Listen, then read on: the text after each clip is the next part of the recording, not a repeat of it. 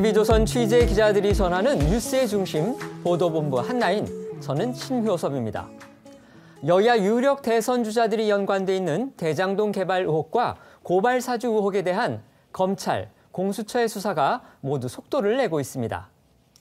대선을 5개월여 앞둔 시점에서 수사당국이 사실상 대선 전국에 키를 주게 된 것은 전례가 매우 드문 일입니다. 그만큼 수사기관의 공정성, 중립성, 그리고 신속성이 중요한 상황입니다. 정부가 새로운 방역 기준을 내놓은 코로나 관련 뉴스 먼저 전해드리고 정치권 상황 알아보겠습니다.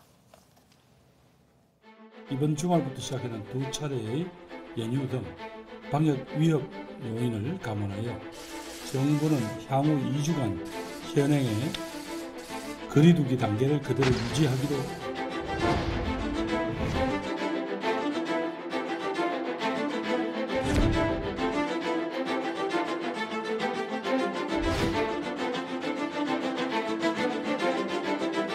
점진적으로 모임 인원이나 영업시간 제한 완화, 의료체계 개편 등을 차근차근 이행해 나가겠습니다.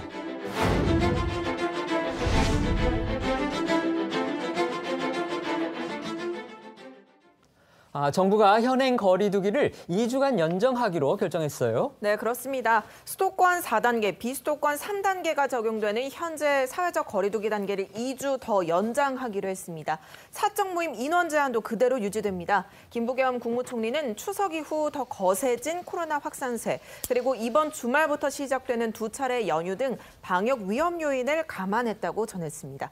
지금 당장 전면적인 완화에 나서기에는 이 방역 상황이 엄중하다고 판단했지만 결혼식과 돌잔치, 실외 체육시설 등에 대한 방역 기준은 접종 완료자를 중심으로 일부 조정하기로 했는데요. 잠시 뒤 상세한 내용 자세히 짚어드리겠습니다. 우선 코로나 신규 확진자 소식 알려드릴 텐데요. 오늘 0시 기준, 그러니까 어제 하루 발생한 확진자는 2,486명으로 역대 목요일 중 가장 많은 확진자가 나왔습니다. 지난주에 세웠던 목요일 최다 확진 기록을 한 주 만에 넘어선 건데요. 여드레째 요일 최다 기록이 이어지고 있는 겁니다. 국내 발생을 지역별로 보면 역시 수도권이 많았는데 2,000명 가까이 확진자가 나왔습니다. 비수도권 지역에서는 대구가 가장 많았고 이어 경남과 충남 등 전국 곳곳에서 확진자가 발생했습니다. 최근 일주일간 발생한 확진자 추이를 보면 매일 2,000명 이상, 많게는 3,000명대까지 나왔는데 여기서 더 우려가 되는 것은 개천절과 한글날 연휴에 가을 단풍철까지 앞두고 있어서 이 바이러스가 지금보다 더 크게 확산할 가능성이 있다는 겁니다. 네, 매일 뉴스에는 신규 확진자가 또 최다를 기록했다, 위중한 상황이다, 이런 소식들로 가득해서 한편으로는 피로감도 느끼실 텐데요. 그래서 정부도 이번 거리두기 조정안을 두고 많은 고심을 했다고 합니다. 방역당국은 4일, 그러니까 다음 주 월요일이죠. 이때부터 2주간 수도권 거리두기 4단계, 비수도권은 3단계를 유지하기로 했는데 추석 연휴 이후 유행 급증 상황에서 연휴도 있어 이 방역 상황이 더는 악화하지 않도록 관리할 필요성이 있다고 그 이유를 설명했습니다. 영업시간 제한과 사적 모임 인원 규모 등 기존 거리두기의 큰 틀은 유지를 했지만 백신 접종률이 높아지면서 접종 완료자에 대한 혜택 범위를 넓히기로 했는데요. 결혼식과 돌잔치 등 접종 완료자를 중심으로 허용 인원을 대폭 늘렸습니다. 네, 결혼식의 경우 현재 3, 4단계에서는 음식을 제공하면 최대 49명, 또 제공하지 않으면 최대 99명까지 참석을 허용하고 있습니다. 그런데 이 바뀐 거리두기에 따르면 음식 제공 시 참석 인원을 접종 완료자라만 인원을 추가해서 최대 99명까지 확대하게 됩니다. 즉 기존 49명의 접종 완료자 50명이 새롭게 추가되는 겁니다. 또 음식을 제공하지 않는 경우에도 기존 99명의 접종 완료자 100명까지 최대 199명이 참석할 수 있게 됩니다. 돌잔치 역시 접종 완료자가 포함되면 최대 49명까지 가능해졌고 또 사적 모임 제한으로 사실상 영업이 어려웠던 실외, 체육시설 또한 숨통을 틔우게 되는데요. 접종 완료자로만 인원을 추가할 경우 이 경기를 구성할 수 있는 최소 인원, 즉 운동 종목별로 경기 인원의 1.5배까지 모이는 게 허용이 됩니다. 쉽게 말해 최소 18명의 인원이 필요한 야구의 경우 최대 27명이 모일 수 있게 되는 겁니다. 그동안 현행 거리두기 조치에 대해서 자영업자들 그리고 결혼식을 앞둔 예비 부부 등의 반발 목소리가 컸었는데요. 이번에 지금 일부 완화된 조치가 나왔는데 이게 좀 도움이 될까요? 아무래도 이제 거의 접종 완료된 분들이 절반 정도로 이제 50% 가까이 올라가면서 이렇게 실효성이 좀 높았죠. 그전에는 사실은 그런 처지도 못 돼 있고 실제로 접종 완료자에 대한 인센티브를 준다 하더라도 그것이 실제적으로 비중이 낮았기 때문에 별로 그것이 의미가 없었는데 지금은 진짜 음식을 제공하는 경우에는 50명에다가 49명, 적신 9명까지 가능하고 또 음식을 주지 않을 경우에는 199명까지 가능하기 때문에 상당수 숨통이 트였다. 실제적으로 보면 결혼하고자 하는 이분들이 실제로 업종하고 웨딩홀이라든지 그런 쪽하고 음식 문제를 놓고 음식을 주지 않으면서 인원 때문에 막대한 비용을 줘야 되는 이제 그런 어떤 박탈감이라든지 손해라든지 이런 것들은 많이 줄어들지 않겠나 그렇게 생각이 듭니다.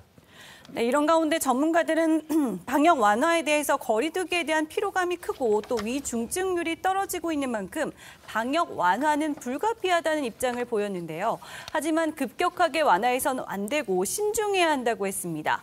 확진자가 늘었다고 다시 방역을 강화하는 고무줄 정책을 하면 안 된다는 지적을 했는데요. 또 이 계속 거리두기 연장만으로는 유행 억제를 할 수 없다. 위드 코로나로의 전환을 앞둔 이번 한 달이 마지막 허들이다. 이렇게 주장하면서 국민들이 접종 인센티브 확대를 방역 폐지로 오해하지 않게끔 해야 한다는 당부의 목소리도 냈습니다.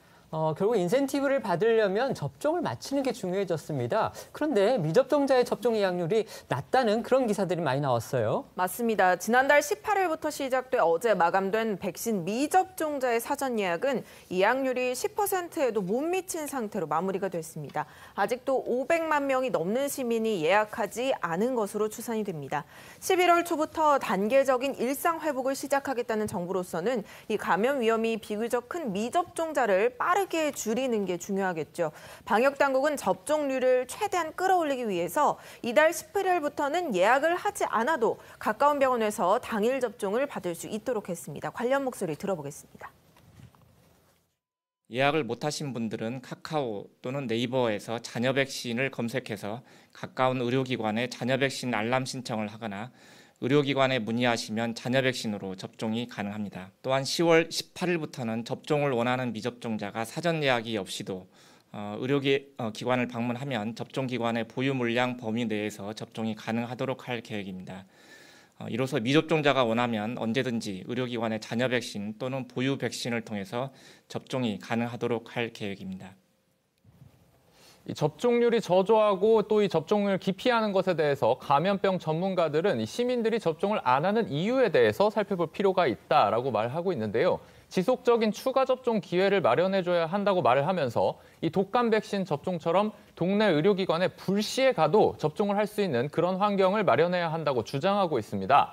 아울러 이상 반응에 대한 거부가 심한 시민들을 대상으로 적극적인 설득에 나서야 한다는 당부도 덧붙였는데요. 잘 들여다보고 적극적으로 소통하고 접종을 안내해야 한다고 말했습니다. 이와 관련해 전문가의 목소리 들어봅니다.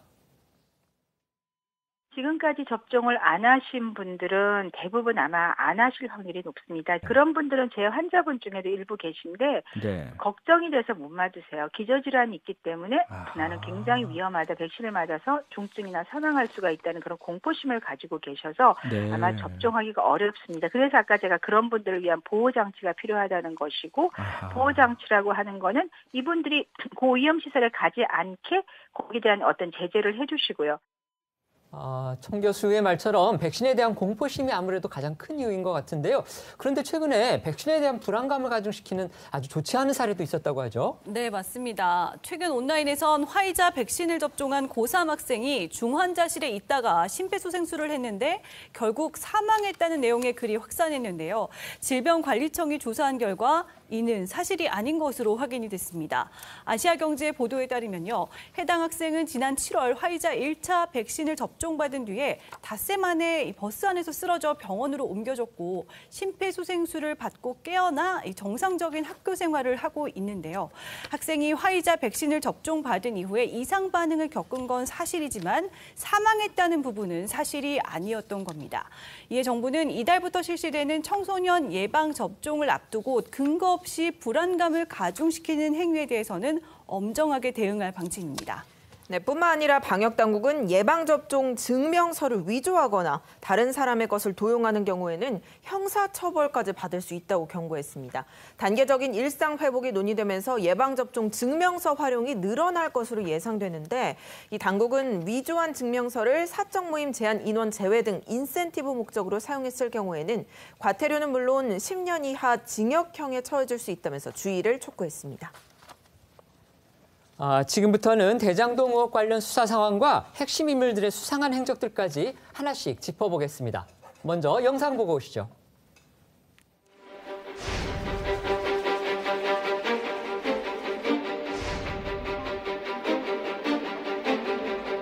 구조 자체를 다시 한번 들여다보시면 그 당시에는 최선의 설계였습니다. 개인적 신분 같은 거를 엮으려고 하지 마세요. 같이 일하다 보면 친분이 생길 수도 있는 거예요. 그 이상 그 이하가 아니에요.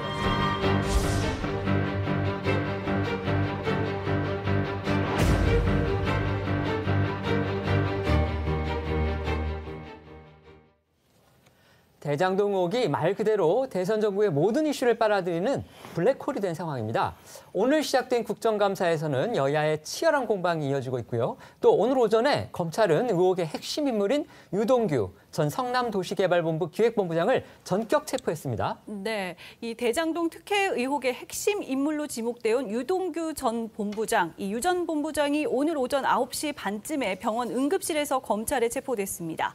애초 검찰은 유 전 본부장을 어제 소환 조사하려고 했지만 유 전 본부장 측이 변호사 선임과 변론 준비 등으로 일정을 연기했고 이 검찰은 다시 오늘 오전에 출석하라고 통보를 했었는데요.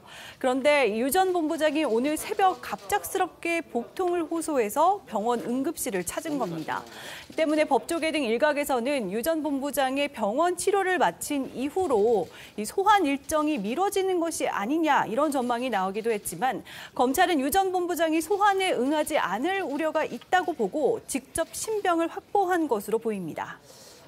검찰이 이렇게 유 전 본부장을 전격 체포까지, 일종의 긴급 체포인데요. 긴급 체포까지 한 걸 보면 검찰이 확보했다는 녹취록에서 뭔가가 나온 게 아니냐 이런 지금 추측이 나오고 있습니다. 실제로 유 전 본부장에 관련된 부분이 녹취록에 있기 때문에 유 전 본부장이 오늘 검찰에서 과연 어떤 진술을 할지 이게 지금 주목되는 거죠. 그렇습니다. 유 전 본부장은 이재명 후보의 측근으로 지목돼 있고 이 민관 합동개발 형식으로 진행된 이 대장동 개발 과정에서 관측을 진두지휘했던 인물입니다. 그런데다가 검찰이 정모회계사로부터 제출받은 녹취록에는 민간 사업자로부터 성남도시개발공사 핵심 관계자들에게 이 자금이 흘러들어갔다 이런 내용도 포함된 것으로 알려져서 검찰에 소환된 유 전 본부장의 입이 상당히 관심이 쏠리는 상황입니다.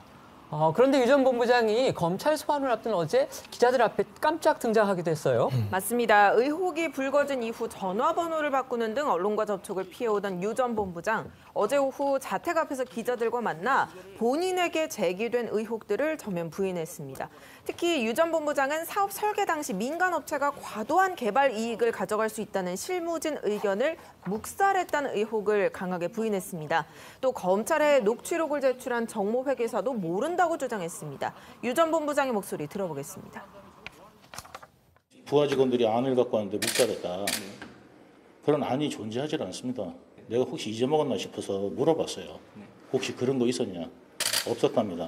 민간이 과도한 이익을 가져갔다라고 이야기를 하는데 성남시는 돈 한 푼도 안 내고 리스크도 하나도 없어요. 그죠? 그러면서 어쨌든 이익을 봤어요. 그 당시에 성남시 의회에서는 라든지 어디서도 전부 다 뭐라고 그랬냐면 이거 망할 수도 있다라고도 다 했었습니다. 회계사가 뭐 검찰에 녹취록을 제출했다고 하면서 기사가 나오죠. 그거는 알아서 하라고 그러세요. 회계사 주장 본부장님께 모멸적인 언행을 당했다 이렇게 말을 했더라고요. 저는 정이라는 사람을 거론한 적이 없습니다.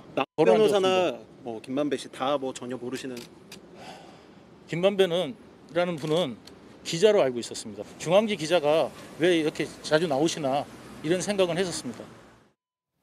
그러니까 설계 당시에는 아무런 잘못이 없었고 또 검찰에 녹취록을 제출한 것으로 알려진 정모회계사와의 연관성도 전혀 없다 이렇게 부정한 겁니다. 네, 그렇습니다. 자본금 3억 5천만 원인 화천대유와 관계사 7개가 받은 배당금이 4천억 원이 넘지만 유 전 본부장은 그 당시엔 최선의 설계였다 이렇게 반박했습니다.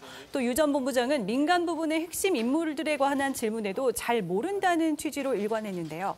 특히 천화동인 5호 소유주 빚으로 배당금 644억 원을 가져간 정 회계사와는 사적으로 통화를 한 적이 단 한 번도 없다고 했습니다. 또 화천대유 대주주인 김만배 씨에 대해서도 기자로 알고 있었지 대장동 사업자인지는 몰랐다고 답을 했습니다. 하지만 정 회계사가 검찰에 제출한 녹취록에는 유 전 본부장의 목소리도 담긴 것으로 그렇게 알려져 있거든요. 이 부분도 확인이 필요할 것 같습니다. 네, 그렇습니다. 해당 녹취 파일에는 이 화천대유 대주주 김만배 씨와 유 전 본부장 등이 이 실소유주가 누구냐, 수익은 어떻게 나눠야 하냐 이런 대화를 나누고 서로 언성을 높이는 상황도 들어있는 것으로 전해지고 있는데요. 사실관계는 검찰 조사를 조금 더 지켜봐야 될 것 같습니다. 네, 유 전 본부장은 자택 압수수색 하루 뒤에 공개적으로 기자들 앞에 선 셈이죠. 이 압수수색 과정에서 휴대폰을 던졌다는 의혹에 대해서도 입장을 밝혔습니다. 어제 저희도 사실 전해드렸었죠. 유 전 본부장이 압수수색한 과정에서 휴대폰을 창밖으로 던졌는데 검찰이 아직까지도 이것을 찾지 못하고 있다는 거예요. 그렇습니다. 때문에 야권 등에서는 검찰의 압수수색 과정에 대한 지적도 나오고 있는 상황이죠. 어제 유 전 본부장의 이야기 들어보겠습니다. 어제 압수수색 과정 국채윤활을 가지고 던졌다는 보도가 있었는데 그거는요 나중에 그 이유가 그때 수사관한테도 다 이야기를 했고요. 예, 그 전날 어떤 사고가 있었어요. 예, 그거 말씀드리고 휴대폰을 던지신 건 맞는 건가요? 부분에 대한 사고를 말씀하시는 건지. 그거는 좀 사연이 있어요. 나중에 말씀드릴게요. 예. 맞아요. 그 보도에 그 휴대폰 던졌다고 나왔었잖아요. 아니 어쨌든 간에요. 프레임 씌우기를 갖다 자꾸 하지 마시고요. 본질은 뭐냐면 본질은 뭐냐면 그런 어떤 행위나 이런 것들이 나쁘다 좋다 이거를 평가하지 마세요. 그리고 유 전 부장 본부장 입으로 본인 입으로 사연이 있었다 이렇게 얘기를 했어요. 따라서 그 사연이 과연 뭔지 그게 밝혀져야 할 것 같은데요. 맞습니다. 유 전 본부장 지금 그 사연에 대해서 구체적인 설명은 하지 않고 있죠. 하지만 어제 또 다른 언론과 인터뷰에서는 술을 마시고 나와서 극단적인 선택을 하려고 집어던진 것 같다 이렇게 말하기도 했습니다. 증거 인멸을 위해서 휴대폰으로 창 밖으로 던졌다는 보도는 사실이 아니라고 부인했습니다. 네, 하지만 야당에서는 이 유 전 본부장의 이런 수상한 행동에 과거 이재명 후보의 발언이 소환됐습니다. 어떤 이유에서인지 김은혜 의원의 이야기 들어보시죠. 2016년 11월 24일 이재명 경기지사가 어디서 한 얘기인가요? 이게? 박근혜 전 대통령 그 하야 촉구 강연에서 했던 발언이죠. 아, 강연에서 네. 했던 발언. 이 2016년 발언을 골라오신 이유는 뭘까요? 그 이재명 그 지사님의 최측근으로 불렸던 유동규 전 본부장이 검찰 압수수색을 당했죠. 네. 근데 그분이 창문으로 뭘 던졌다는 거 아니에요? 그게 휴대폰이었다. 예. 그래서 보통은 제가 조용필님의 창밖의 여자는 들어봤지만 창밖의 휴대폰은 제가 처음 들어봐서 이게 순식간에 이제 그분이 당황하셨으니까 그랬던 것 같은데 아마 이재명 지사님이 과거에 사고 치면 전화를 뺏기지 마라라는 공개 강연을 했을 때 무리를 빚은 게 있긴 했는데 그때의 이재명 지사님을 충성심으로 모셨던 분이기 때문에 적어도 본능적으로 학습이 되시지 않았을까라고 생각을 하고요. 그러니까 과거 이재명 후보가 사고를 치면 전화기를 뺏기면 안 된다 이렇게 얘기했던 발언을 지금 유 전 본부장 사례하고 연관짓는 거군요. 네, 그렇습니다. 여기에 이 야당 대선 주자인 하태경 후보도 의혹을 제기했는데요. 하 후보는 어제 자신의 페이스북에 이 후보는 2016년 한 강연에서 사고 치면 휴대폰을 뺏기지 마라. 인생 기록 싹 들어있다라는 황당 발언으로 물의를 일으킨 전례가 있다며 이번에도 유 씨에게 휴대폰을 버리라고 지시했느냐 이렇게 썼습니다. 지금 검찰에서 조사를 받고 있는 유동규 전 본부장이 과연 어떤 얘기를 할지 정말 어떤 깊숙한 얘기를 털어놓을지 정치권의 이목이 집중되고 있습니다. 검찰이 유 씨한테서 어떤 부분을 집중적으로 확인해야 될까요?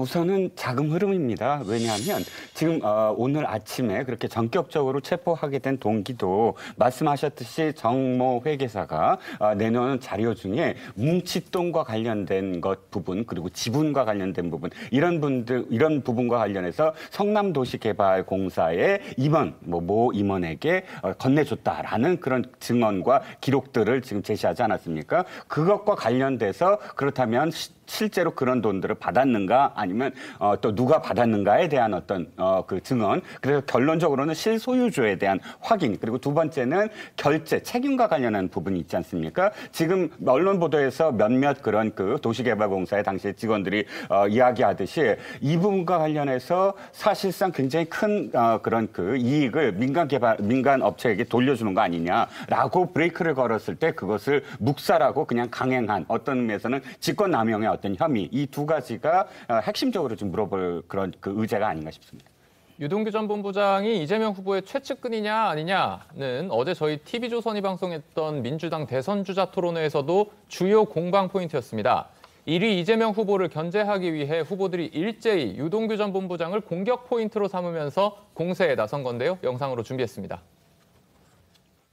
후보자의 측근이라고 하는 유동규 성남도시개발공사 기획본부장이 관여한 사실이 내부 문건을 통해서 확인됐다 하는 보도를 봤습니다. 혹시 모두 보셨습니까? 그런데 제가 질문을 측근이라고 하는 건 좀 지나치신 것 같고요. 네. 산하기관의 네. 그 직원 중에 한 사람. 원래 좀 측근들이 가는 자리 아니에요? 아, 측근이라고 아닌가? 그러면 그 경부 산하기관의 무슨 중간 간부가 다 측근이면 예. 측근 미어 터지겠죠. 근데 그게 아니고 유동규 씨가 이렇게 연관되어 있으면 관련해서 그 인사관리에 대한 정치적 책임은 지겠다. 그건 맞으신 거죠? 너무 당연하죠. 예. 거기서 문제가 생겼으면 일선 직원이 그랬더라도 제 책임이죠. 그렇죠. 그건 뭐 내가 당연히 책임져요. 유동규라는 분이 어느 정도 가까운지 저는 잘 모르겠습니다만은 진상규명에 협조를 하고 좀 촉구할 수 있습니까? 네. 뭐 연락도 안 되고 사실은 뭐 인연을 끊다시피 한 사람인데 협조하라고 하죠. 제 말을 들을지 모르겠습니다만.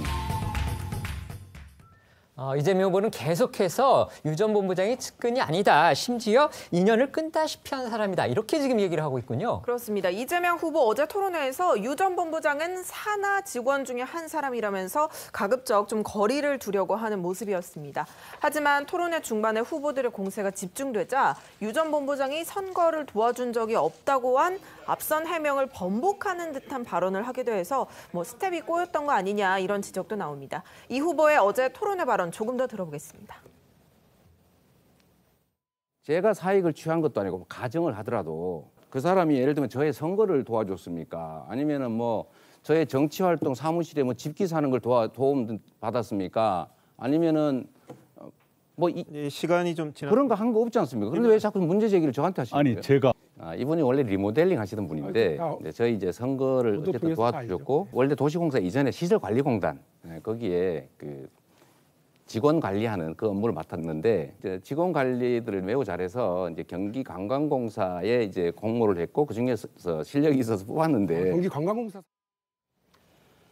그러니까 화면만 본다면 이낙연 후보가 물었을 때는 선거를 도와준 적이 없다 이렇게 얘기를 했는데 박용진 후보가 물은 부분에서 답을 할 때는 선거를 도와줬다 이렇게 얘기를 했기 때문에 결국 말이 바뀐 거 아니냐 이런 지적을 자초한 거예요. 네, 그렇습니다. 이런 가운데 어제 저희 TV조선의 단독 보도 내용도 주목이 되고 있습니다.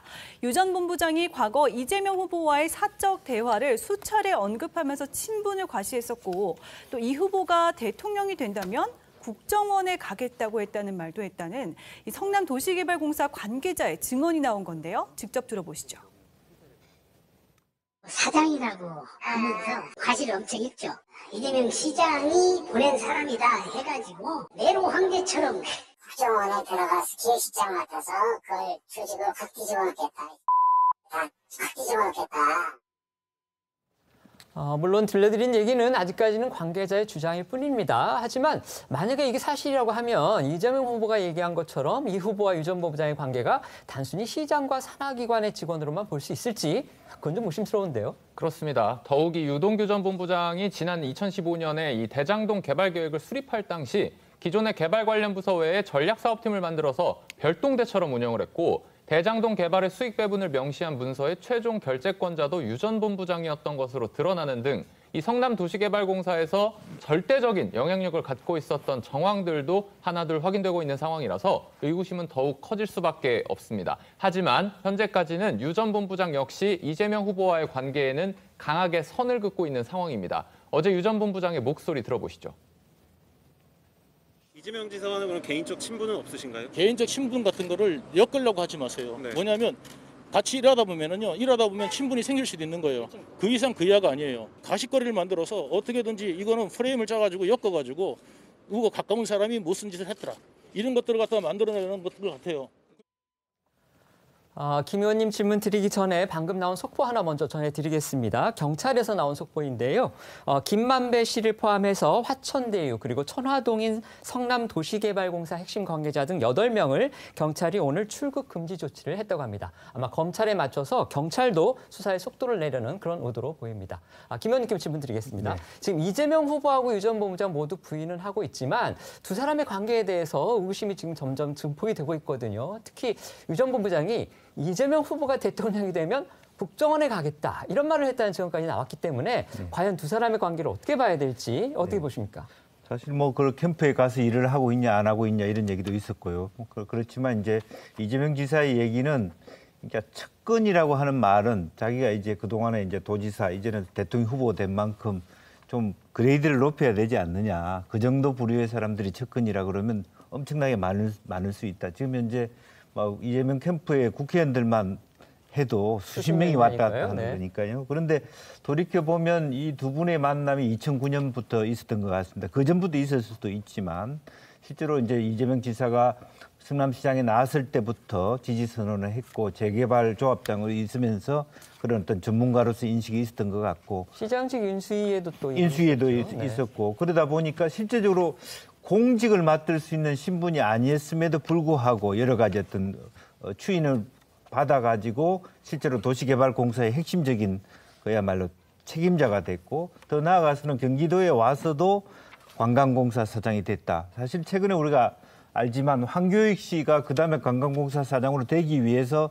두 사람이 떡볶이 먹었던 그 이야기 얼마나 복잡했습니까? 그 정도의 관계라면 도지사와 관광공사의 사장의 관계라고 하는 것이 얼마나 가까울 수 있는가를 단적으로 보여줄 수 있기 때문에 뭐 측근이다 아니다라는 말을 떠나서 두 사람 간의 관계는 매우 끈끈하다는 말할 수 있을 거고 다만 그 둘의 관계가 그야말로 어떤 자본적인 혹은 경제 공동체에 속하고 있는가는 또 다른 문제라고 보여집니다. 그래서 그런 거 좀 구분할 필요는 있지만 유동규 씨가 그와 관련해서 본인이 이재명 지사가 후보가 굉장히 말하면 여당의 1위 후보가 되니까 과시를 했을 수 있겠다. 그런 생각을 하게 됩니다. 네. 유 전 본부장의 과거 또 다른 행적도 논란이 되고 있습니다. 조선일보 보도인데요. 복수의 성남도시개발공사 관계자들은 유 전 본부장이 유독 현금 계산을 고집했다고 전한 것으로 알려졌습니다. 신용카드는 되도록 쓰지 않고 주로 현금으로 결제를 했다는 겁니다. 한 공사 관계자는 유 씨는 스크린 골프를 즐겼고 분당 일대 유흥주점에도 자주 드나들었다면서 이 호주머니에서 현금을 꺼내서 여종업원들에게 펑펑 뿌리는 광경도 봤다. 이렇게 말했습니다. 네, 그렇기 때문에 이 회식 자리에 동석한 직원들은요. 유 전 본부장을 돈을 잘 쓰는 화끈한 사람으로 기억했다고 합니다. 조선일보에 따르면 또 다른 공사 관계자는 신용카드로 계산을 하고 연말 공제로 조금이나마 환급받는 월급쟁이들과는 다른 세계에 사는 것 같았다며 직원들 사이에선 유 전 본부장이 집안에 현금을 쌓아놓고 산다는 이야기도 돌았다 이렇게 전했습니다. 그런데 더욱 이상한 건 올해 유 전 본부장이 신고한 재산은 2억 165만 원뿐이라는 겁니다. 현금을 뿌리고 다녔다는데 재산은 2억 뿐이라고 하니까 이 부분이 뭔가 좀 앞뒤가 안 맞는다는 그런 느낌도 듭니다. 네, 그렇습니다. 올해 초 경기 도보를 통해 공개된 유 전 본부장의 재산은요. 수원 영통구에 4억 2천만 원짜리 부인 명의 전셋집 그리고 부부 예금, 현금 8,700만 원, 또 2013년식 차량이 전부였고요. 금융권 채무는 3억 1,845만 원이었습니다. 네, 이런 가운데 국회는 오늘부터 대법원을 시작으로 법무부와 검찰, 사법부 등을 상대로 한 국정감사를 실시합니다.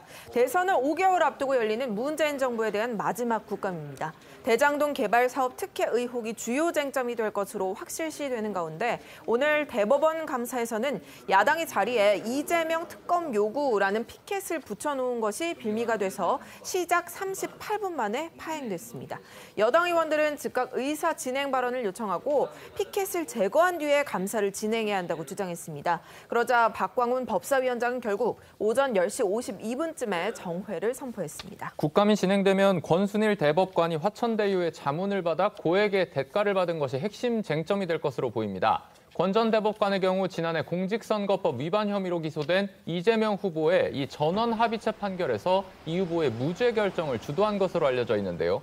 야당은 권 전 대법관이 화천대유에 자문한 게 적절했는지, 이재명 후보와의 관련성은 없는지 등을 집중 질의할 것으로 예상됩니다. 네, 그런데 이재명 후보의 공직선거법 위반 사건이 대법원에서 본격적으로 다뤄진 시점을 전후로 권순일 전 대법관을 여러 차례 찾아간 사람이 있습니다. 아, 그게 누구인가요?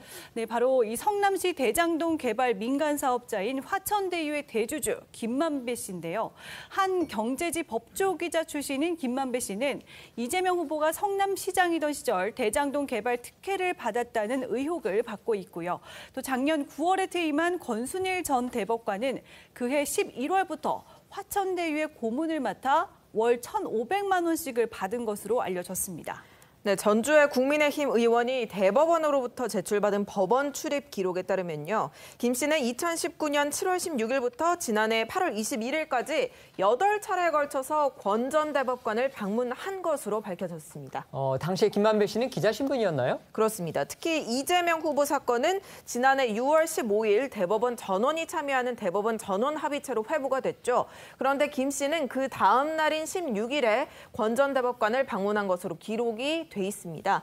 이틀 뒤인 6월 18일 대법원들은 전원합의체 첫 번째 심리를 열고 이재명 후보 사건에 대한 논의를 시작했습니다. 김만배 씨는 2019년 2월 법조팀장에서 부국장 겸 법조 선임기자로 발령되면서 대법원 기자실을 떠났는데요. 이 이후에도 10여 차례 대법원 청사를 방문한 적은 있다고 했습니다.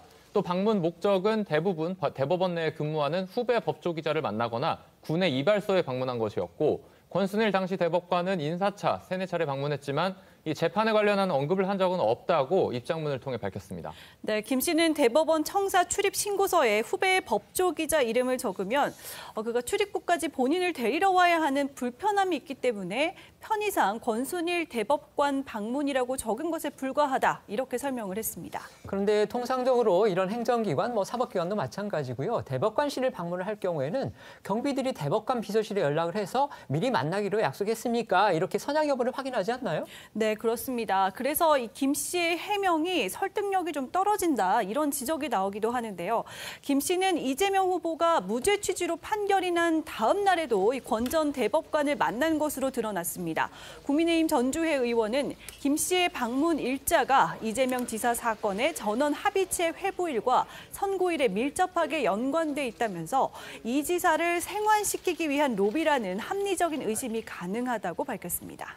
네, 관련 보도가 나간 뒤에 진중권 전 동양대 교수는 본인 페이스북에 판결 거래 의혹으로 넘어간다면서 김만배가 중간에서 브로커 노릇을 한 듯이라고 적었습니다. 그러니까 진 전 교수는 김만배 씨가 이재명 후보의 과거 공직선거법상 허위사실 공표 무죄 확정에 중요한 역할을 했을 거다, 이렇게 추측을 하고 있는 거네요. 그렇습니다. 국민의힘 대권주자인 하태경 후보도요. 이 김 씨가 권 전 대법관 접견 목적으로 대법원을 출입한 사실을 지적했습니다. 그러면서 권 전 대법관이 변호사 등록도 안 하고 화천대유에서 고문료를 받은 것 자체가 변호사법 위반이라고 말했습니다. 들어보시죠. 근데 지금 권순일은 명백히 지금 문제가 있는 게 어제 나온 우리 당 전주회 의원이 받은 자료에 따르면은 그 판결 전후로 화천대유 대주주를 8차례 만났다는 거 아닙니까? 자기 사건 관계자를 이렇게 만나는 거는 이거는 법관으로서 윤리 위반은 명백한 것이고, 그리고 변호사법을 위반했잖아요. 가장 충격적이고 심각한 화약권 여기 있다. 우리 사회의 법상식으로도 그렇고, 대법관이 재판 거래 정황이 있다는 사실 하나만으로도, 그리고 명확한 위법 사실이 있다는 것만으로도 권순일에 대한 구속 수사와 압수수색 시급하게 해야 된다는 거죠.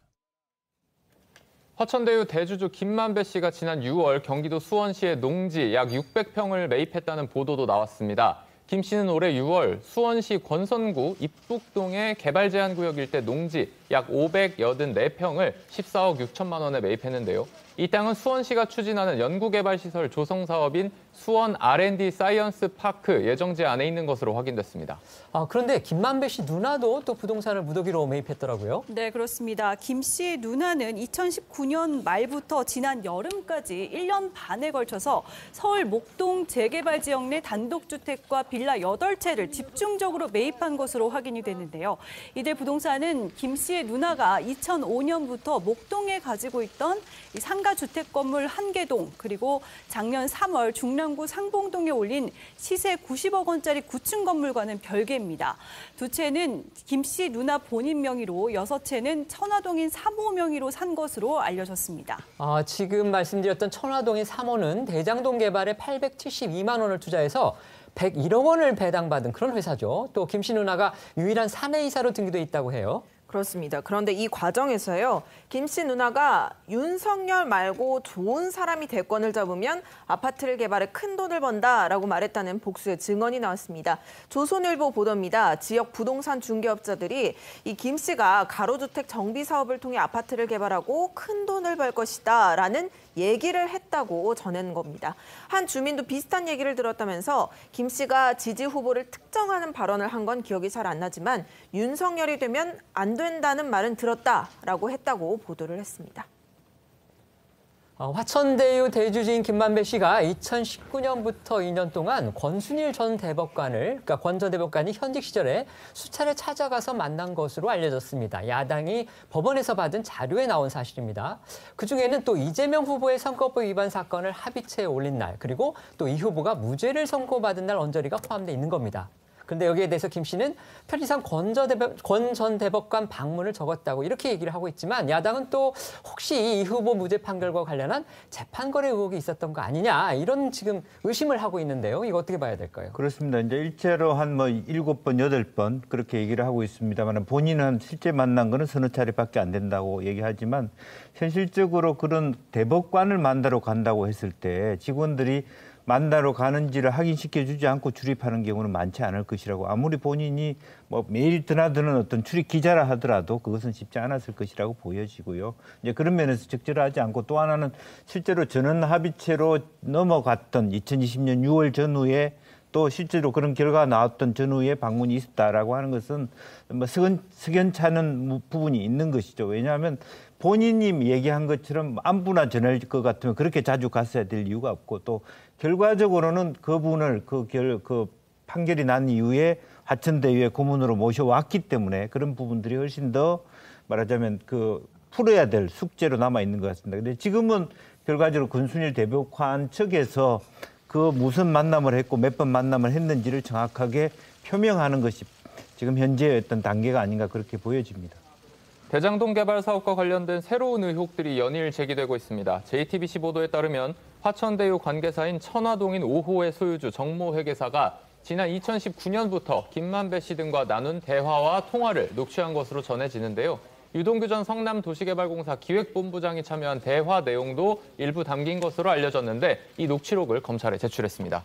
저희도 어제 관련 소식을 전해드렸었는데 더 새롭게 나온 내용이 있나요? 네, 우선 이 JTBC는 해당 녹취록에 천화동인 1에서 7호의 전체 지분 가운데 약 절반을 특정인이 갖고 있고, 이 가운데 절반의 실소유주는 성남도시공사 핵심 관계자 A씨란 정황이 담긴 것으로 알려졌다, 이렇게 보도를 했는데요. 도시공사 관계자 A씨가 실소유한 지분에 대해 배당금을 어떤 방식으로 지급할지 등을 의논을 했다는 겁니다. 네, 이런 가운데 국민의힘 대장동 게이트 진상조사 TF위원인 윤창현 의원은요, 오늘 라디오 인터뷰를 통해 화천대유 관계사인 천화동인 1호의 실소유주가 유동규 전 성남도시개발공사 기획본부장이라는 의혹을 제기했습니다. 목소리 들어보시죠. 천화동인 1호의 법적 소유주는 김만배 씨가 100% 지분을 가지는 화천대유입니다. 예, 화천대유를 통해서 천화동인 1호를 가지고 있고, 이게 1억을 넣어서 1,200억을 가져갔는데요. 근데 이제 그 돈이 이제 사실상 유동규 씨 거다라는 얘기들이 있었죠. 사실 이제 회계사께서는 지금 이제 2019년부터 이걸 준비를 하신 걸로 알려져 있습니다. 그래서 이제 본인이 너무 큰 돈을 만지게 되고, 그 다음에 또 이게 주범으로 몰릴 가능성, 그 다음에 또 본인의 이름으로 이제 말하자면 번 돈을 다른 분들이 뭐 필요하면은 이렇게 달라고 그래서 가져가서 써버리고 이런 경우도 생기고, 그때부터 다 준비를 해가지고 뭐 양심선언문, 뭐 고발장, 그 다음에 녹취 파일 해서 다 준비를 해놨어요. 그런 것들이 이제 일부가 저희한테도 제보가 된 셈인데요. 그러니까 이번 의혹이 제기되고 난 다음에 궁금한 부분 중에 하나, 또 야당에서도 의문을 제기했던 부분 중에 하나가 과연 화천대유나 천화동 이런 회사들이 혹시 명의만 지금 나와 있는 알려진 사람으로 돼 있고 실제 소유주는 따로 있는 거 아니냐. 그래서 그 사람들이 가져간 배당금의 최종 종착지도 역시 다른 데가 있는 거 아니냐. 이런 의문들이 많이 제기도 있었는데 지금 야당에서 지금 화천동인 이 1호 같은 경우에 명의가 김만배 씨로 돼 있지만 사실 그 투자 수익은 유동규 전 본부장의 몫이다. 이런 주장이 지금 나온 거예요. 네, 그러나 유동규 전 본부장은 언론 인터뷰를 통해 자신의 재산 기록을 보면 다 알겠지만 10년 동안 거의 변동이 없다. 오히려 더 내려갔을 것이라면서 수익 공유 주장을 부인했습니다. 그리고 유동규 전 본부장은 지난해 12월 경기관광공사 사장직에서 물러나기 전에 이 화천대유 관계자를 찾아가서 고액의 배당 수익 등을 거론하면서 돈을 요구했다는 내용이 동아일보를 통해 보도가 됐습니다. 화천대유 측은 유 전 본부장이 요구한 돈을 건넸고 전달 경위와 과정 등은 천화동인 5호 소유주 정모회계사가 검찰에 제출한 사진과 대화, 통화 파일 등에 담겨 있다는 겁니다. 네, 천화동인 5호 소유주인 정모회계사는 지난 2009년부터 대장동 개발 사업에 참여해서 사업 전반을 꿰뚫고 있는 핵심 인물인데요. 채널A 보도에 따르면 정 씨가 이 사업 추진 과정에서 금품 로비가 이루어졌다는 내용의 진술서를 작성해 검찰에 제출한 것으로 파악이 됐다고 합니다. 또 이를 뒷받침할 현금 다발 사진도 전한 것으로 알려졌습니다. 네, 이 사진에 현금이 건네진 경로를 파악할 단서가 담긴 것으로 전해지는 가운데 국민의힘 관계자가 검찰에 제출하기 전에 현금 다발 사진을 봤다고 주장했다고 채널A가 보도했습니다. 이 관계자는 2장의 사진을 봤다고 말하면서 아파트 단지 앞에서 찍힌 사진에는 여행용 가방 안에 5만 원권 현금이 담겨 있고 또 다른 사진에는 5만 원권 1억 원과 1억 원짜리 수표 4장 등 모두 5억 원이 찍혀 있었다라고 말했다고 합니다.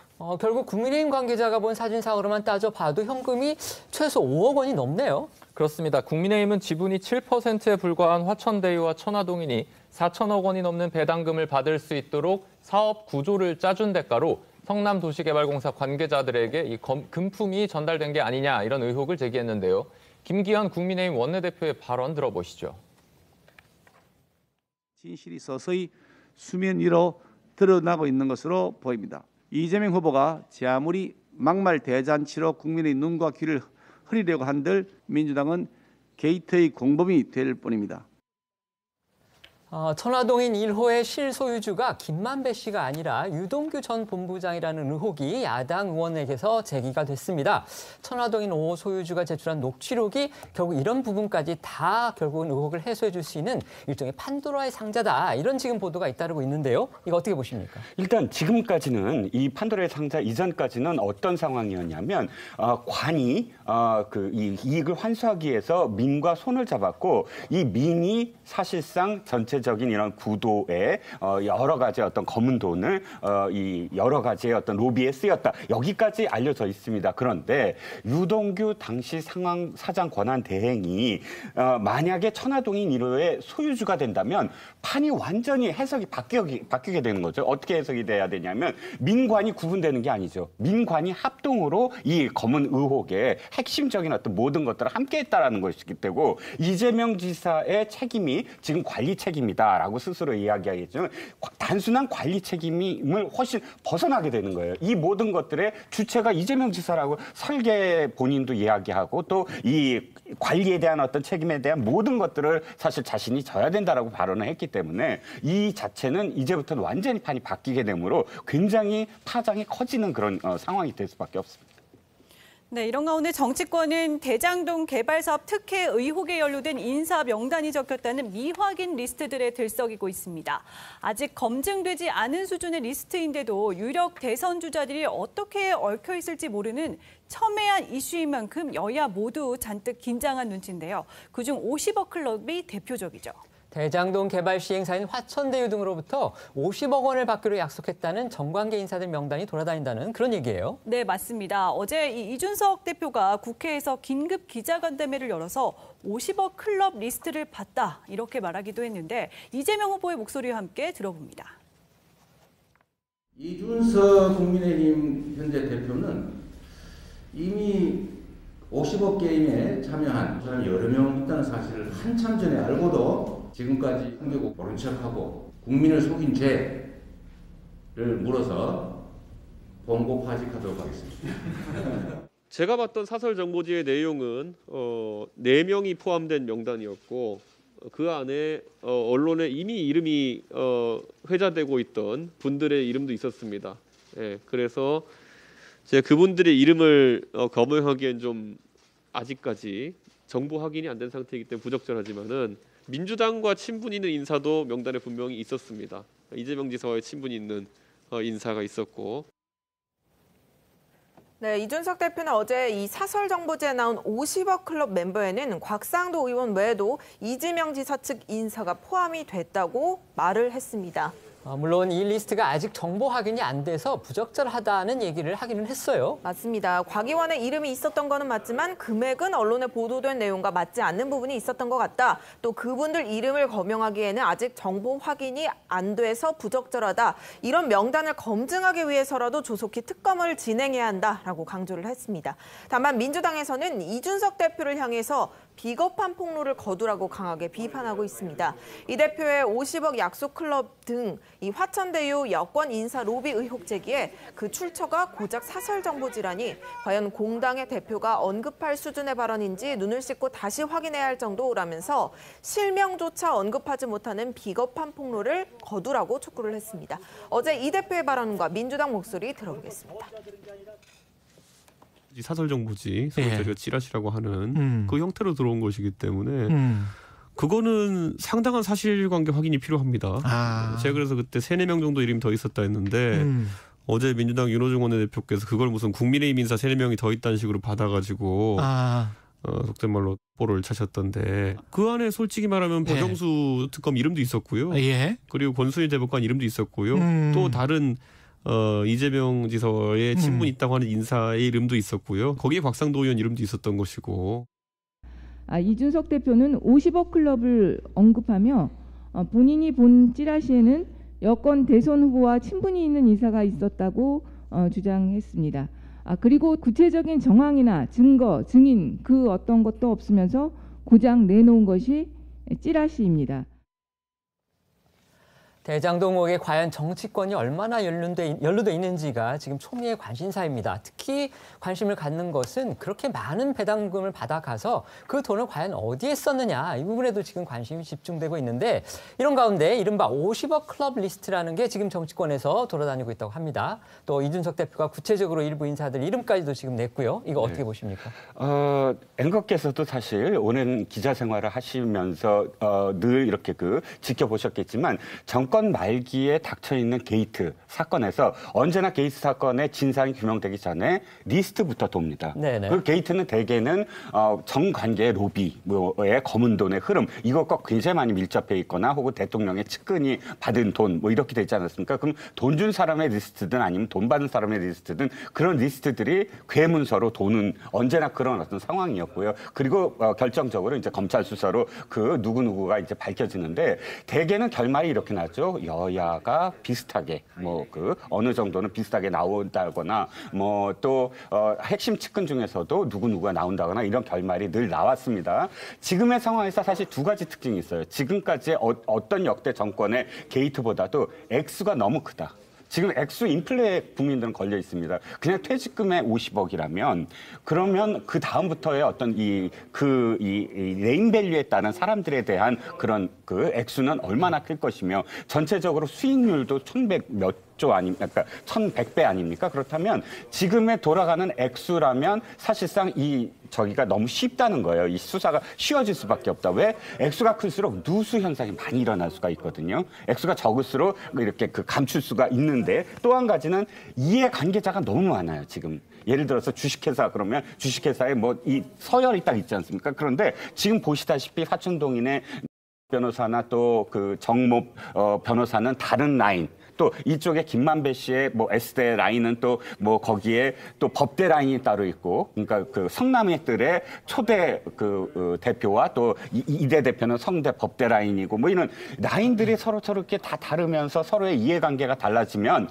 이 나중에 수사를 할 때 사실상 서로의 죄수의 딜레마가 나올 수밖에 없거든요. 그렇기 때문에 지금의 리스트는 마지막 이 진상을 규명하기 직전에 나오는 하나의 현상에 불과한 것이고 이것은 어떠한 게이트 리스트보다 사실은 보다 쉽게 사실 서로의 자신을 지키기 위해서 상대방에 대한 어떤 증언을 할 가능성이 훨씬 높은 사건이다라고 보여지죠.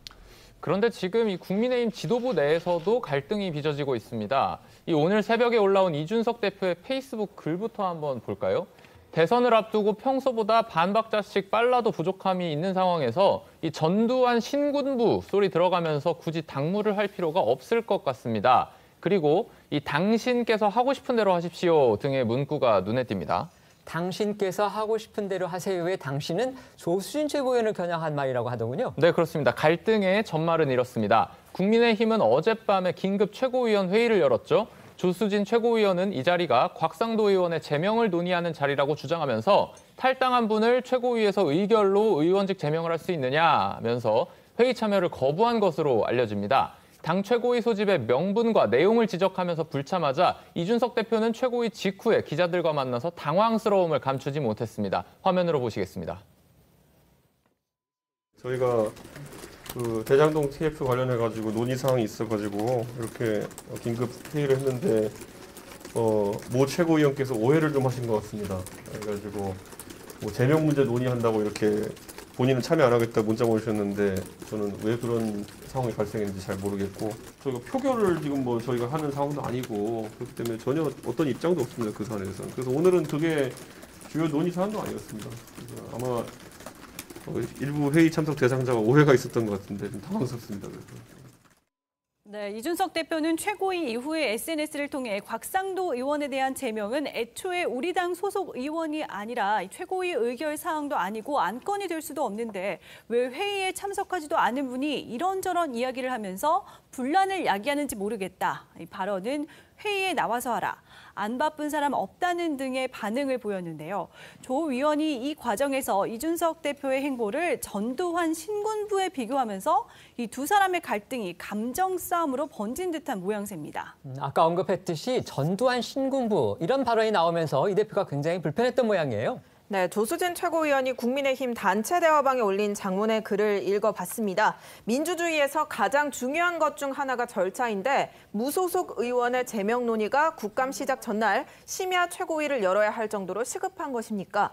전두환 신군부도 이렇게 하지 않았다고 생각합니다. 라고 쓰면서 갈등이 촉발이 된 겁니다. 이준석 최고는 조 최고위원의 문자 중에 일부인 곽 의원 아들의 퇴직금 규모를 떠나 그 퇴직금이 범죄나 화천대유 불법과 관련이 있느냐, 곽 의원이 화천대유에 뇌물을 받은 정황이 있느냐라는 대목을 이 대표가 언급을 하면서 이 문자 그대로 들고 국민과 당원을 설득해보라. 남에게 훈계하듯 시키지 말고 직접 하라. 나는 못한다. 라고 직격하기도 했습니다. 어제 오전 나온 이 대표 목소리 들어보겠습니다.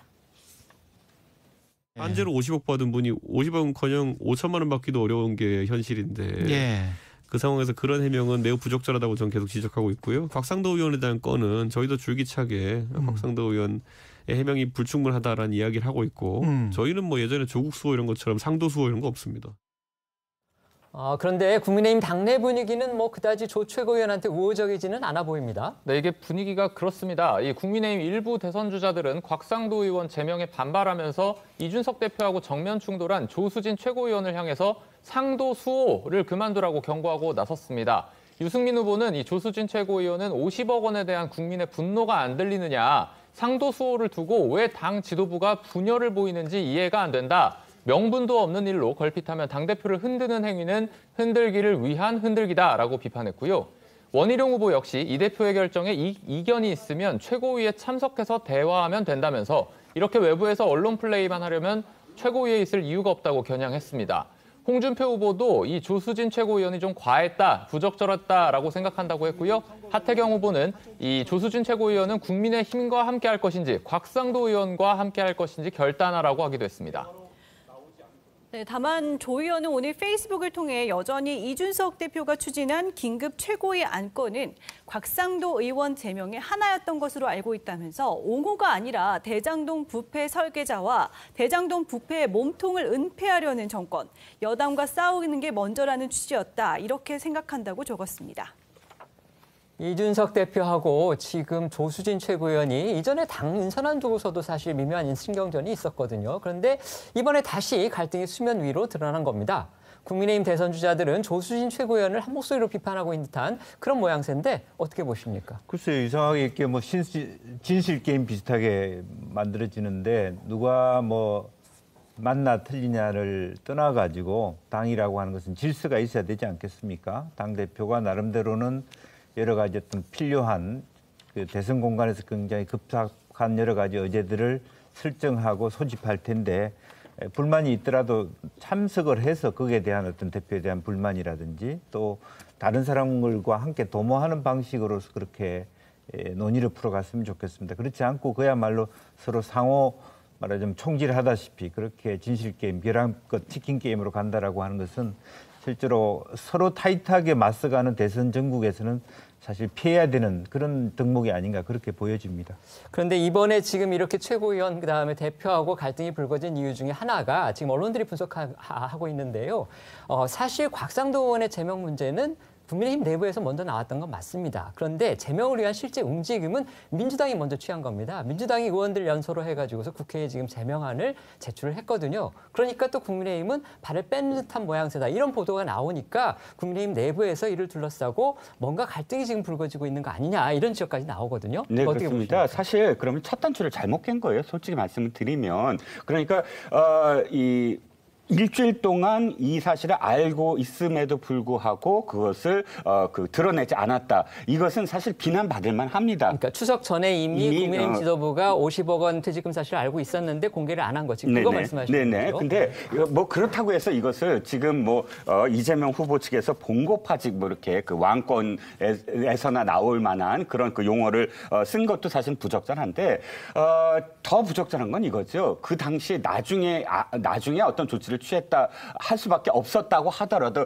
그 조치는 이미 윤희숙 의원이 만들어 놓은 어떤 굉장히 눈높이가 높아졌잖아요. 어떤 상황에서도 국회의원들은 이러한 그 정도의 어떤 사안이라도 사실 사퇴를 할 수밖에 없다라는 그 눈높이의 기준으로 봤을 때 지금 50억 아들 퇴직금 문제는 그보다 더 엄중한 문제였다는 것이죠. 그렇다면 그냥 탈당하고 바로 무소속으로 그렇게 놔두고 또 민주당이 나중에 그것을 제명안을 놓고 해서 뒤늦게 심야에서 그 안이 아니라고 하더라도 이렇게 뒷북을 치는 듯한 모양새를 보이는 것은 당 지도부 특히나 이제 이준석 대표가 사실은 지금 이준석 대표의 어떤 그런 이 브랜드 이미지 그러니까 뭔가 새롭게 바뀌는 보수당의 어떤 이미지 여기에 조금 더 근접했어야 됐는데 안타까운 어떤 측면이 있다는 겁니다. 이 와중에 더불어민주당 국토교통위원들은 윤석열 후보 부친의 옛집을 방문해서 부동산 거래의 흑막을 밝히겠다고 압박하고 나섰죠. 윤석열 후보와 화천대유의 관계를 밝히겠다면서 맞불을 놓은 셈인데요. 거래 이면에 흑막이 있는 것인지 조사하고 밝혀야 할 책무가 있다면서 진상규명에 최선을 다하겠다고 목소리를 높였습니다.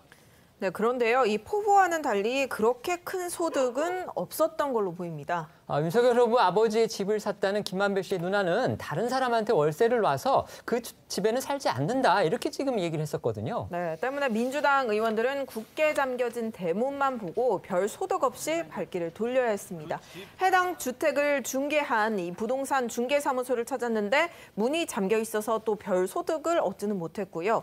진중권 전 교수는 민주당 의원들이 윤석열 아버지 집까지 쳐들어가 쇼를 한 모양이라면서 물귀신 작전인데 그게 뭐 통하겠느냐, 봐주기 좀 안쓰럽다라고 했습니다. 또 이 현장에서는 개 짖는 소리가 울려 퍼졌었거든요. 그래서 개를 국회 증인으로 소환하세요라고 비꼬기도 했습니다. 관련 목소리 들어보겠습니다.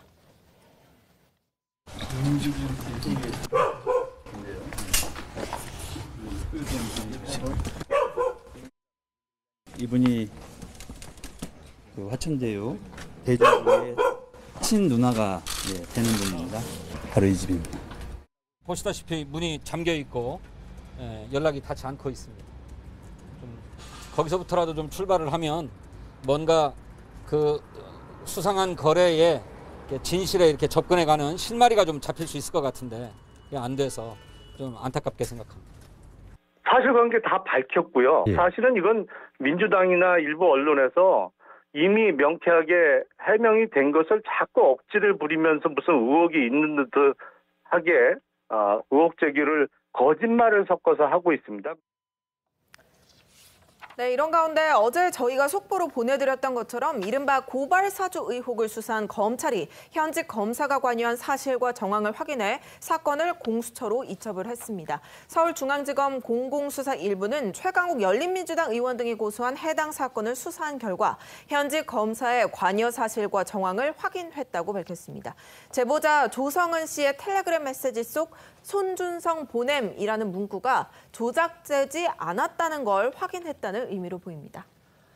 검찰은 관여 사실을 확인한 검사가 누구인지는 공식 발표하지 않았습니다. 하지만 대부분의 언론이 취재 결과 김웅원에게 메시지를 보냈다고 의심을 받아온 손준성 검사라고 보도하고 있습니다. 공수처법상 검사의 비위 혐의 수사는 원칙적으로 공수처 소관이기 때문에 검찰은 공수처에 일괄해서 사건을 넘겼다는 그런 입장입니다. 네, 이번 수사는 대검 감찰부의 감찰과 열린민주당 최강욱 대표 등의 고소로 시작됐었죠. 관련 목소리 먼저 듣고 오겠습니다. 가장 핵심적인 범죄는 선거 관여죄입니다. 선거에 관련된 범죄는 검찰의 관할이 있는 것이고 이 사건을 맡은 중앙지검 공공수사 1부는 지난달 16일과 17일 이틀에 걸쳐서 이 대검 감찰부를 압수수색해서 이 고발사주 의혹 관련한 대검의 진상조사 자료를 확보했고요. 또 손준성 전 대검 수사정보정책관 등이 사용했던 PC 등에서도 이 자료를 확보해서 압수물 분석과 관련자 소환 등을 진행한 끝에 현직 검사가 관여한 정황을 확인했습니다. 그리고 이 사건을 공수처로 이첩했다는 게 검찰의 발표입니다. 네, 다만 이 손준성 보냄 자동 생성 문구가 붙은 채 제보자 조성은 씨가 김웅 의원과의 텔레그램 방에서 내려받은 고발장 이미지 파일이 조작되지 않은 걸 확인한 것이지 이 손 검사가 실제로 고발장을 작성했는지 이 손 검사가 실제 김웅 의원에게 고발장 관련 문서들을 전달했는지에 대해서는 규명하지 못한 것으로 전해졌습니다.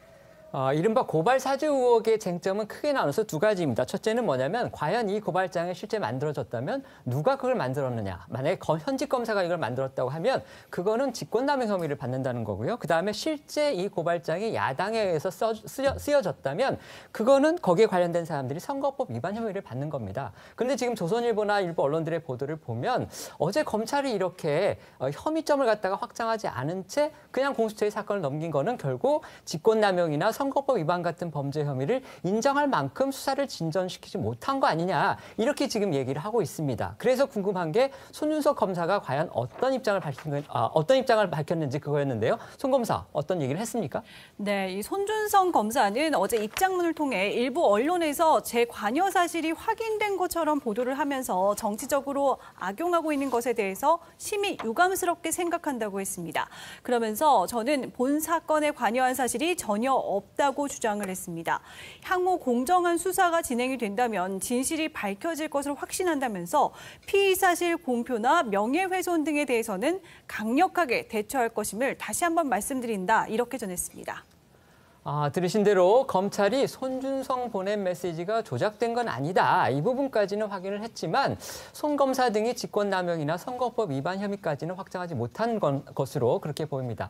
특히 선거법 위반 혐의 같은 경우에는 이제 공수처가 아니라 법상 검찰이 직접 수사할 수 있는 그런 대상인데도 공수처의 사건을 통째로 이첩한 거. 이게 뭔가 의미가 있다. 이런 지적들이 많거든요. 어떻게 보십니까? 네, 그렇습니다. 공수처에 이첩했다는 건 공수처는 공직선거법은 이 수사를 하지 못하게 돼 있어요. 그건 제외돼 있으니까. 그렇다면 결국은 이렇게 이첩을 했을 때 선거에 개입할 혐의를 찾지 못했으므로 그 혐의 자체는 앞으로 더 이상 수사를 할 수 없는 상황이 돼버렸다는 것이고요. 한마디로 지금 그 검찰이 이첩한 건 정치적 부담을 덜겠다라는 뜻으로밖에 이해할 수 없는 것이죠. 왜냐하면 말씀드렸듯이 이 선거와 관련된 선거 개입의 혐의가 안 보이고 결정적으로는 윤 총장이 직접적으로 이것을 개입한 뜻, 손준성 검사와의 관계 이런 것들이 혐의가 드러나지 않음으로 해서 이미 공수처가 수사에 들어간 것을 중복으로 맡으면서까지 검찰이 열의를 보였음에도 불구하고 결국은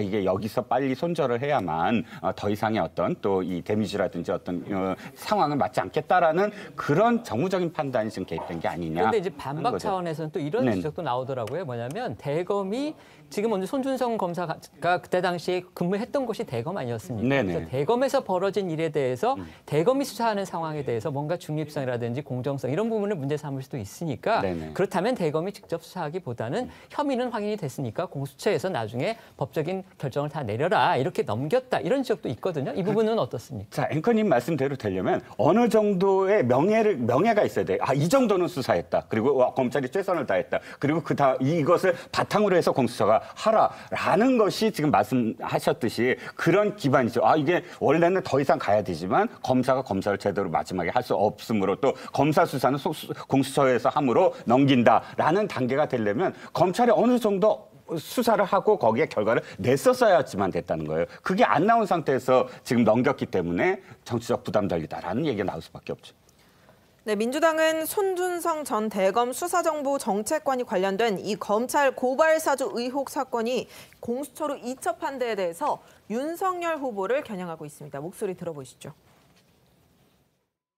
윤석열 후보의 최측근이었던 손준성 전 대검 수사정보정책관이 야당 국회의원 후보자한테 고발장을 작성해서 고발을 사주한 사건에 직접 관여한 사실이 드러났다고 합니다. 이것은 누가 보더라도 윤석열 후보의 사전 공감이나 지시 없이는 손준성 검사가 본인 스스로의 판단을 해야 될 동기와 이유가 하나도 없는 것입니다.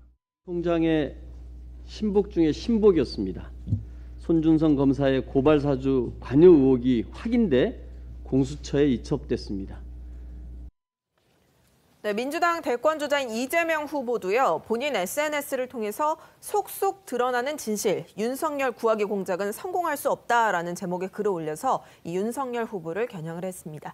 이 후보는 의혹이 사실이라면 검찰총장이 검찰 권력을 사유화했다는 것이고 검찰이 정치 개입, 보복 수사, 정치 공작을 벌인 희대 검찰 쿠데타 시도가 확인된 것이라면서 절대로 묵인해서는 안 될 헌법 파괴, 국기문란, 중대범죄라고 이 윤석열 후보에게 공식적으로 입장을 밝히라고 강조했습니다. 하지만 의혹의 당사자격인 윤석열 후보는 검찰의 이런 결정에도 아무 문제 없다는 태도를 유지했습니다. 목소리 일단 듣고 오겠습니다. 고발사주 의혹 관련해서 오늘 검찰이 손준성 검사 등 해가지고 검사 관여 정황을 발견했다고 하면서 공수처에 사건을 이첩했다고 했거든요. 발견했으면은 자기들이 기소하면 되는 거지 왜 공수처에 넘깁니까? 아마 장시간 했는데 뭐 그냥 처음부터 나오던 그 얘기 그 뭐 무슨 막연한 정황이라고 하는 거 그거를 아마 손 털고 손을 터는 과정에서 뭐 그런 얘기 한 거 아니겠습니까? 저는 뭐 크게 의미 두고 있지 않습니다.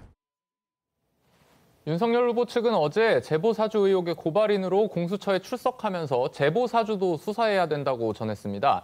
윤 후보 측은 조성은 씨가 이 고발사주 의혹을 인터넷 매체에 제보한 시점을 전후해서 박 원장을 만난 것에 대해 제보사주 의혹을 제기해왔었죠. 제보사주 의혹과 관련해서 이 박지원 국정원장 등을 국정원법 위반 혐의로 고발했던 윤석열 후보 측의 최지우 변호사는 이 제보사주 공모 정황이 드러났으니까 조속히 입건해서 수사하는 게 이 공정과 상식에 부합하는 수사라고 주장했습니다. 보신 것처럼 윤석열 후보 입장은 검찰이 손을 털고 있는 거 아니냐, 따라서 크게 의미를 두지 않는다, 이렇게 지금 얘기를 하고 있습니다. 이거 어떻게 보십니까? 글쎄, 윤 후보는 그야말로 공수처 가기 전에 수사를 했으니까 그냥 자체적으로 기소하면 될 일이다, 이렇게 얘기를 했고요. 또 크게 개념치 않는다, 이런 생각을 한 것 같습니다. 본인 스스로가 본인이 직접 어떤 그런 고발 사주를 해야 될 원인이 없다, 그렇게 말하고 있는 것 같고요. 뭐 고발 사주든 제보 사주든 실질적인 어떤 뭐 손준성이라는 이름을 앞에 놔두고 두 양측에서 굉장히 정치적 공방을 하고 있다고 그렇게 볼 수 있기 때문에 아직은 이 손준성 이름 하나 가지고 고발 사주를 했다라고 말하기 어렵고, 또 조선이라는 사람 가지고 바로 제보 사주를 했다고 말하기는 아직은 좀 어려운 부분이 있고, 결과적으로는 빠른 속도를 내서 어쨌든 그게 공수처로 가든 또 공공수사부가 하든 하나하나의 그 풀을 더 다음 단계로 가져가는 것이 필요하다, 그렇게 보여집니다. 의원님께는 이 부분 여쭤보겠습니다. 지금 아까 저희가 보도를 해드렸듯이 지금 윤석열 후보 측에서는 그렇다, 고발사주 의혹 지금 수사 제대로 한다고 하는데, 그렇다면 이른바 박 박지원 국정원장이 연루돼 있는 거 아니냐 이렇게 의심을 받고 있는 이른바 제보 사주 의혹까지도 수사를 해야 된다. 왜 그 부분에 대해서는 진척을 시키지 않느냐 이렇게 지금 항변을 하고 있는 거거든요. 그런 주장 어떻게 보십니까? 일단 공수처에 이첩을 하고 또 조성은 씨가 명예훼손으로 고발을 하고 하는 일련의 어떤 움직임들이 윤석열 후보 측에서 봤을 때는 이게 지금 이재명 지사와 관련돼서 대장동 의혹이 굉장히 커지고 있으니까 거기에 상대적으로 묻히고 있는 고발 사주 의혹을 증폭시키기 위한 어떤 그런 방안으로서의 그 하나의 어떤 단계가 아니냐라고 바라보고 있는 것 같아요. 그래서 이첩과 관련해서 어쨌든 지금 잠잠했던 그 고발 사주 의혹이 다시 이렇게 일어남으로써 그렇다면 공정하게 공수처에 이미 고발이 돼 있지 않습니까? 이 제보 사주 의혹도 네네. 박지원 국정원장을 포함해서 고발 대상자니까 관련돼서 수사를 함께 해라. 그래서 공정하게 앞으로 발표를 해라라는 보다 견제의 의미가 아닐까 싶어요. 앞으로도 계속 예를 들어서 고발 사주 의혹만 계속 지속적으로 결과가 나온 다음에 또 비웃을 공표 때문에 정확한 결과가 나오지 않더라도 발표라든지 혹은 수사에서 소환된다든지 이런 어떤 과정들이 계속 있지 않겠습니까? 그래서 일단 그런 과정을 미리 견제를 하면서 같이 해라. 그러면 내가 소환에 응하겠다 또는 우리 측에서 협조하겠다. 이런 식의 어떤 의미를 부여할 수가 있겠죠. 네, 이런 가운데 국민권익위원회가 오늘 윤석열 후보가 연루된 고발사주 의혹을 최초로 제보한 조성은 씨의 공익신고자 지위를 최종적으로 인정했습니다. 그러니까 조 씨가 권익위에 공익신고를 한 지 18일 만이군요. 네, 맞습니다. 권익위는 오늘 보도자료를 통해 신고 요건을 검토한 결과 신고자가 공익신고자보호법과 부패방지 권익위법에 따라 공익침해, 부패 행위에 대한 증거를 첨부해 신고하는 등 법률상 규정된 공익신고자 요건을 갖춘 것으로 확인이 됐다고 했습니다. 권익위가 조성은 씨의 공익신고자 지위를 최종적으로 인정하면서 비밀보장 의무에 대한 법적 효력은 최초 신고일을 기준으로 소급 적용받게 되는데요. 조 씨가 스스로 신고자임을 밝혔지만 그 이전의 동의 없이 조 씨의 신분을 공개하거나 보도하는 행위는 비밀보장 의무 위반에 해당할 수 있습니다. 네, 알겠습니다. 저희는 1분 뒤에 다시 돌아오겠습니다. 오늘 준비한 소식은 여기까지입니다. 저희는 월요일 오후 1시에 더 핫한 소식으로 찾아뵙겠습니다. 시청해주셔서 고맙습니다.